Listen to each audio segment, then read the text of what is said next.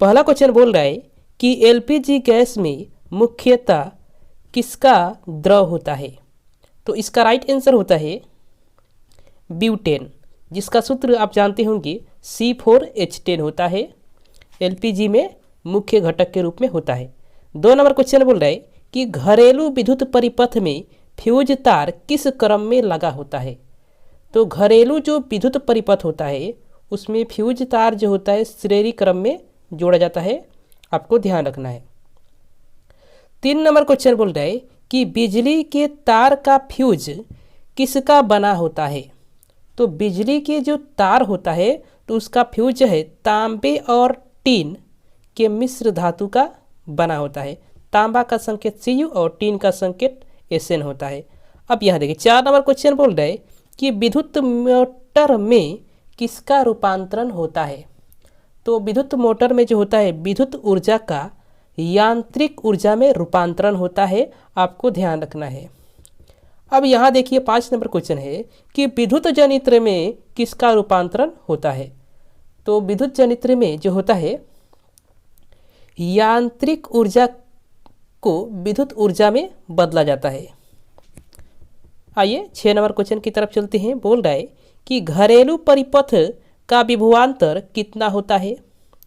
तो घरेलू परिपथ का जो विभवांतर होता है 220 वोल्ट होता है, आपको ध्यान रखना है।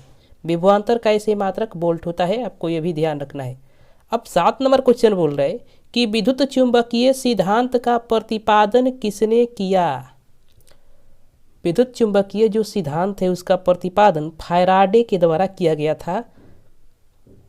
8 नंबर क्वेश्चन की तरफ चलते हैं। 8 नंबर जो क्वेश्चन बोल रहा है कि विद्युत और चुंबकत्व के बीच घना संबंध होता है, इसका पता किसने लगाया। ऑस्ट्रेड ने पता लगाया था कि विद्युत और चुंबकत्व के बीच घना संबंध होता है। चलिए 9 नंबर क्वेश्चन बोल रहा है कि विद्युत चुंबक की प्रकृति कैसी होती है। तो विद्युत चुंबक जो होता है उसकी प्रकृति जो होती है, विद्युत चुंबक जो होता है एक अस्थायी चुंबक की तरह व्यवहार करता है। इसी प्रकार आपको ध्यान रखना है, अस्थायी चुंबक है। 10 नंबर क्वेश्चन बोल रहा है कि मनुष्य के शरीर का प्रतिरोध कितना होता है। तो मनुष्य का जो शरीर होता है उसका प्रतिरोध 30,000 ओम होता है। चलिए 11 नंबर जो क्वेश्चन बोल रहा है कि जिन वस्तुओं से स्वयं प्रकाश उत्सर्जित होते हैं उन्हें क्या कहते हैं। तो इसका राइट आंसर है आत्मदीप्त वस्तु, आपको ध्यान रखना है। 12 नंबर क्वेश्चन आ रहे हैं तो बोल रहे हैं कि प्रकाश की किरणें किस रेखा में गमन करती है। तो आपको ध्यान है रखना है कि प्रकाश हमेशा सरल रेखा में गमन करती है, बहुत ही इंपॉर्टेंट क्वेश्चन है। 13 नंबर क्वेश्चन बोल रहा है कि समतल दर्पण में प्रतिबिंब किस प्रकार का बनता है। तो समतल दर्पण जो होता है उसमें प्रतिबिंब सीधा और वस्तु के बराबर बनता है। 14 नंबर क्वेश्चन की तरफ चलते हैं।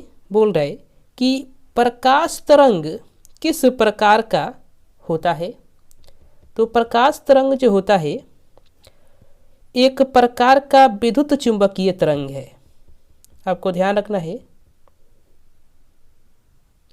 15 नंबर क्वेश्चन बोल रहा है प्रकाश के परिवर्तन के कितने नियम हैं। तो प्रकाश के परिवर्तन के 2 नियम होते हैं, आप देख सकते हैं। चलिए 16 नंबर क्वेश्चन की तरफ चलते हैं। करें कि निर्वात में प्रकाश की चाल कितनी होती है, बहुत ही इंपॉर्टेंट क्वेश्चन है। चलिए इसका राइट आंसर हो जाएगा 3 × 10⁸ मीटर प्रति सेकेंड, आपको ध्यान रखना है। 17 नंबर जो क्वेश्चन बोल रहा है कि प्रकाश के प्रवर्तन की पहला नियम क्या बताता है।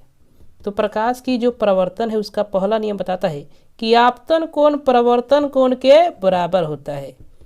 18 नंबर क्वेश्चन की तरफ चलते हैं। बोल रहा है कि काल्पनिक प्रतिबिंब की प्रकृति किस प्रकार की होती है।